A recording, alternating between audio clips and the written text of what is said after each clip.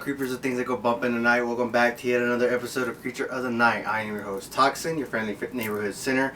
You should know what to do. Hit the subscribe button, hit the little bell to let you know every time I upload so you can keep up to date with me. Guys, let's get on this. As you can tell, I'm not in my usual lair where I do my reviews. I'm actually in my theater room that we're making. Maybe I'll give y'all a quick little tour with the camera to show you what I'm working with. But my little corner where I edit and I also film my reviews is like a little under maintenance right now. I'm moving things around so it's not quite up to date, but I did want to shoot something for y'all. So here we go, the 2022 The Black Phone.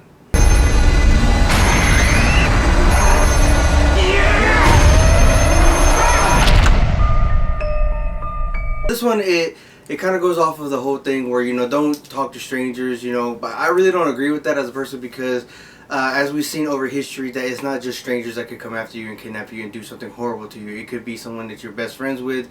It could be somebody you know and love and you see every day. So that whole rule or that whole thing where they were trying to implement that on us as kids, I really don't agree with. Just because you got to keep your eyes open at all times. You really can't trust nobody. Even like I said, even your most beloved ones can turn on you in an instant, like we've seen with different kidnappers that are actually in real life, about somebody who actually kidnapped their own daughter and kept her in the dungeon and used her and ended up having babies with her and shit like that. So again, it could come from anywhere. Essentially, this one is no different. But this is actually a stranger where he is kidnapping young boys and keeping them for a certain period of time, and well, they're not finding any bodies. They're just finding out that these kids are kidnapped and they're not really knowing what's going on. Although over time, after time goes on, that you kind of suspect something. Okay, my kid's never really coming home. Until one day he makes the mistake of taking this one kid, and he's not really going with the program. Because as we're going through this, you know me, I jump back and forth to give you the story about how it's going on. We see that he actually has a ritual that every serial killer, every kidnapper has. They have a thing where they have to play out in their mind in order for it to be perfect and for them to succeed. It's like they're like drug addicts. Nothing's the same. Nothing is as good as the first time, as the first hit, and after that you're just trying to make it better and better and trying to relive that first moment, but it never comes back. And that's how you just become addicted, because you just keep going and going and going. And not justifying murders or kidnapping as is like, oh, it's just they can't help themselves. No, they know what they're doing. They just can't stop, and it's why they keep going and going. And again, not making excuses for him, because all those motherfuckers, in my opinion.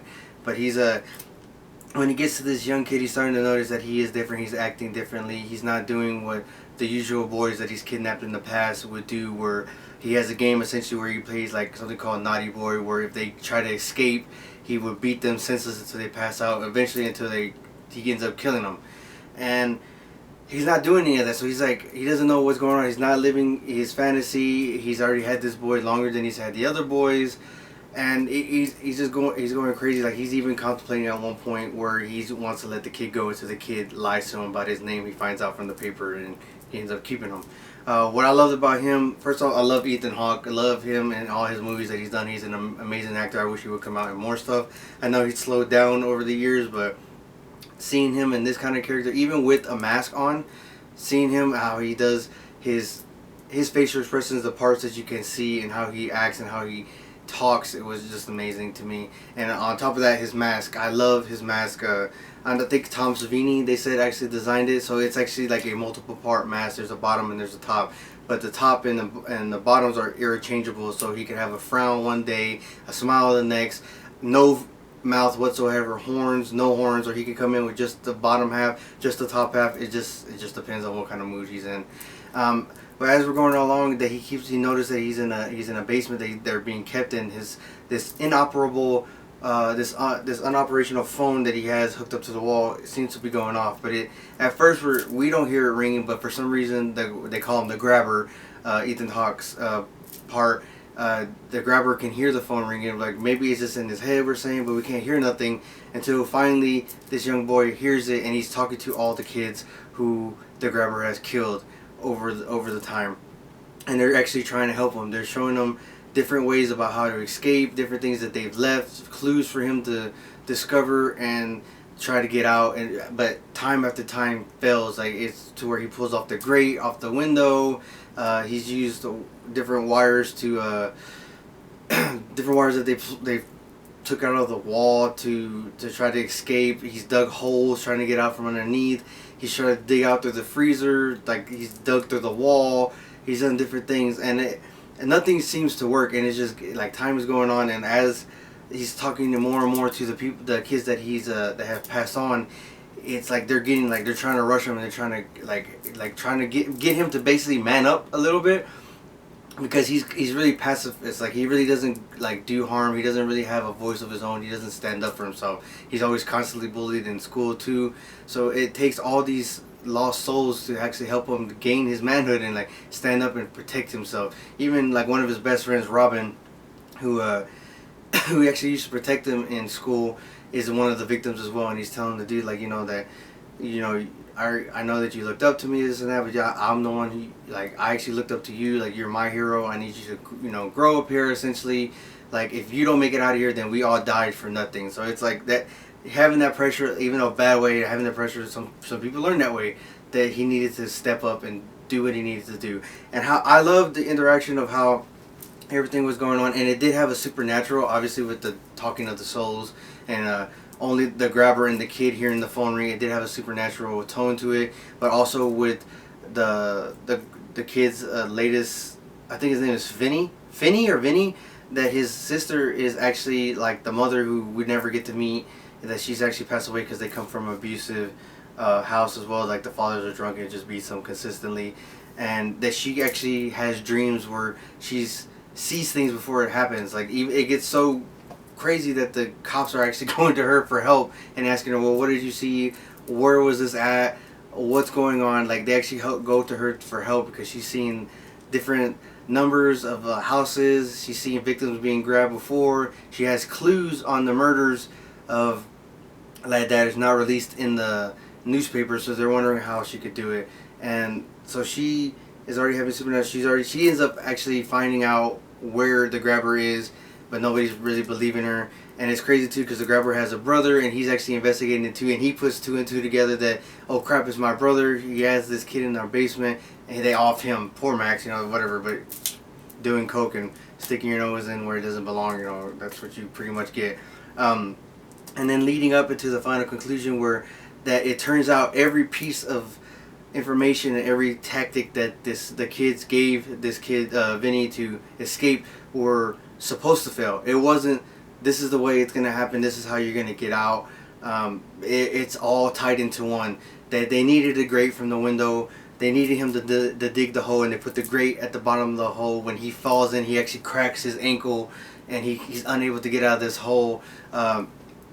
Digging digging through the wall is what actually got him like the tarp, and got him a meat that he had in the fridge so he can escape for the dog. It was just amazing, even having the code that there's a lock on the door that the grabber has, and it's one of the kids' locks for his bike. He has it left behind. So it was cool how like it all led up to this one moment, even to where Robin told him to load up the phone with dirt to beat the hell out of him with it, to actually go toe to toe. And even with the phone, after he's beating the shit out of him, badass little scene too. Although he's a grown man, I understand that your ankle's cracked too, you're in a lot of pain, but it really didn't seem that he didn't fight back too much when he's in the hole. You could have just grabbed him and did whatever, not rooting for the villain or the killer in this situation or nothing like that.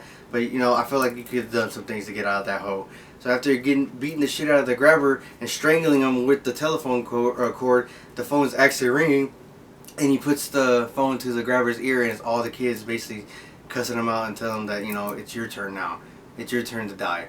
So overall, I give it 2 thumbs up, 10 out of 10. It was very interesting. It kept me engaged. I love the old time feel, especially it's like when kids could walk home without a care, because we really didn't know the evils out in the world or what was man capable of at the time. So loving that. But what I did have an issue with, a lot of the great movies that are done right, they do make it to where you actually care for the hero, and throughout the whole thing, the main story, you actually care for them. You don't want them to die.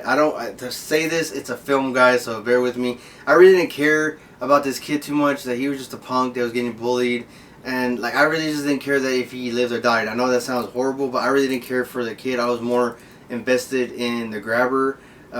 I wanted to know more about him because the fact of how he sits in the chair with the shirt unbuttoned, waiting for these kids to escape, even though he would leave the door open purposely so they can escape, and he would beat the hell out of them with his belt.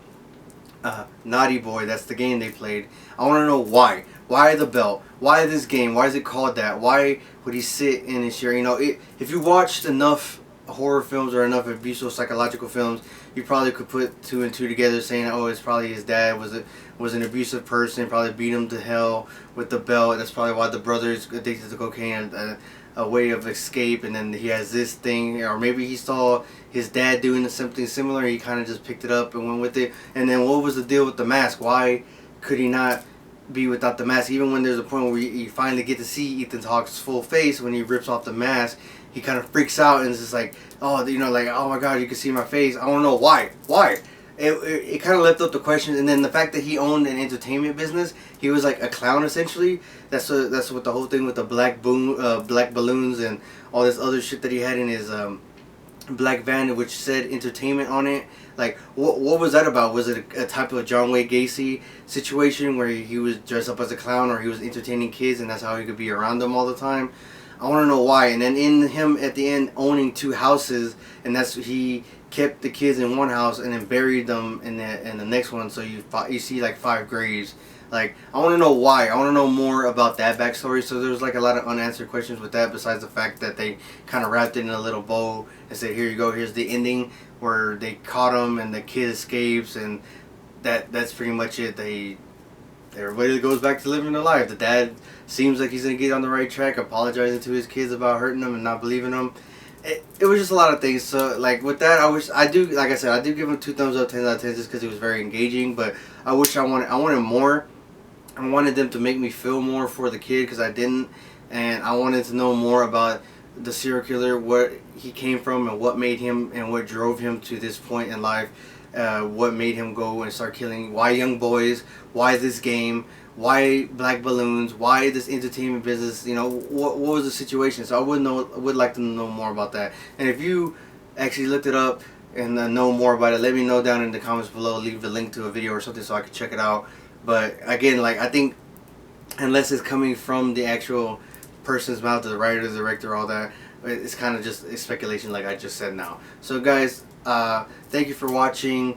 Like I always say, if you're not sinning, you're not having fun. Beware the moon, guys. Oh, before I forget, recently came back from Vegas, and I actually found out about this place through TikTok. I forgot whose TikTok it was, otherwise I would give them a shout out as well. But I don't know if you noticed my shirt. Sliced Pizza. Fucking amazing place, guys. Hopefully you're seeing some videos and some clips of it going by. I loved it. Great atmosphere. Great for horror people if you're out in Vegas. I will leave the address and where you can find it in Vegas in the description below. But I love it, guys. Home of the murder pie. It's the black crust, the cheese, the sauce, the atmosphere, the toppings. Loved it. Oh, and if you do go, besides the pizza, obviously, whatever toppings y'all get, you know, to each his own. If you eat pineapple, go straight to hell. Anyway, but if like to each his own toppings, I do recommend highly I believe it was called the Buffalo Bill chicken fries. It's essentially just chicken sprinkled on top of fries with buffalo sauce and ranch sauce, and it was fucking out of this world, guys. Go check it out. Hopefully they're seeing this, guys. At Slice Pizza, send me product. I bought your shirt, but you know, DM me, call me, whatever. We can work out something. But I love the pizza, guy. Love the atmosphere. If you're a horror freak, that's where you need to go, guys. An amazing pizza. Yeah. Again, guys, thank you for watching.